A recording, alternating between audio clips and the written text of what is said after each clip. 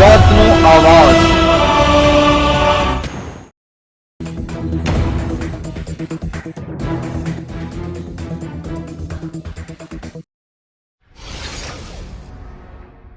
જૂનાગઢના બેસાડ તાલુકાના જૂની ધારી ગુંદાડી ગામની સેવા સહકારી મંડળી દ્વારા 6 કરોડની ઉચાપત કર્યાનો ગ્રામજનોનો આક્ષેપ।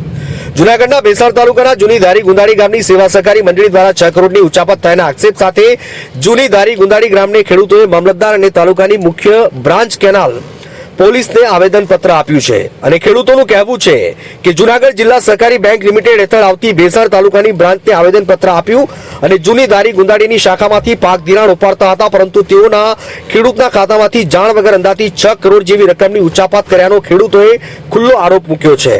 મારું નામ જયદીપ કાકડિયા, ગામ જૂની ધારી ગુંદાડી।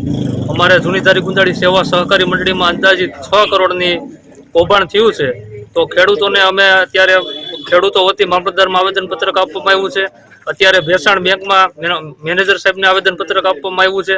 તો આની યોગ્ય તપાસ થાય, ખેડૂતોને યોગ્ય ન્યાય મળે અને પૂરેપૂરું ખેડૂતોને જે કૌભાંડ થયું છે બધી વળતર ચૂકવવામાં આવે એવી બધાય ખેડૂતો વતી માંગ છે। અને આના સરકારને પણ ભલામણ છે કે આની યોગ્ય તપાસ થાય અને બધા મેનેજર જે આમાં બધા સામેલ હોય, મંત્રી, બધાને કડકમાં કડક સજા થવી જોઈએ।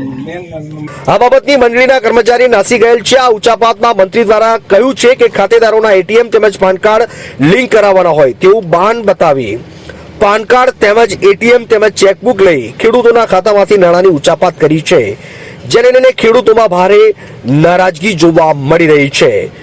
જૂનાગઢ બેસાણથી કાસમ હોથીનો રિપોર્ટ।